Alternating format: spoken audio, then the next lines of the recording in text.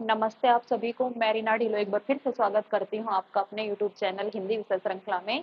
तो भाई आज जैसा कि टाइटल से आपको पता चल गया होगा कि मैं इससे संबंधित जानकारी आपके लिए लेकर आई हूँ। तो इसमें क्या रहने वाला है, बहुत सारी वैकेंसी निकली हुई है, तो मेरा सब्जेक्ट हिंदी है तो उससे संबंधित मैं बातें आपको बताऊंगी।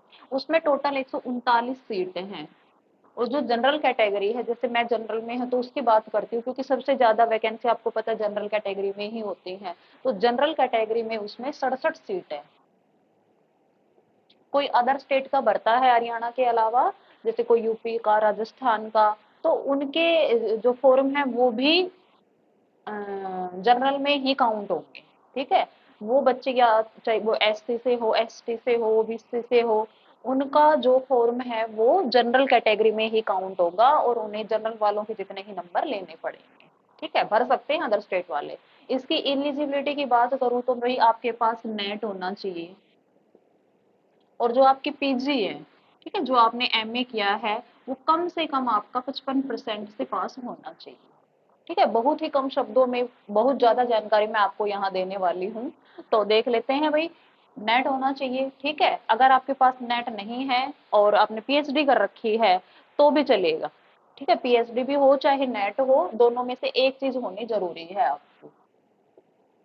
ये दूसरी बात जो है, इसकी एग्जाम मतलब जो फीस रहेगी, फीस हमारी रहेगी भाई जनरल कैटेगरी की, जो मेल है उनके लिए 1000 रुपए, और जो फीमेल हैं या जो अदर हमारी जो जिनको छूट मिली हुई है, जैसे ओबीसी हो गया, एससी हो गए, तो ये सब इनके लिए 250 रुपए फीस रहेगी। फीमेल के लिए भी, चाहे वो जनरल कैटेगरी को की हो, फीमेल फीमेल के लिए 250 रहेगी।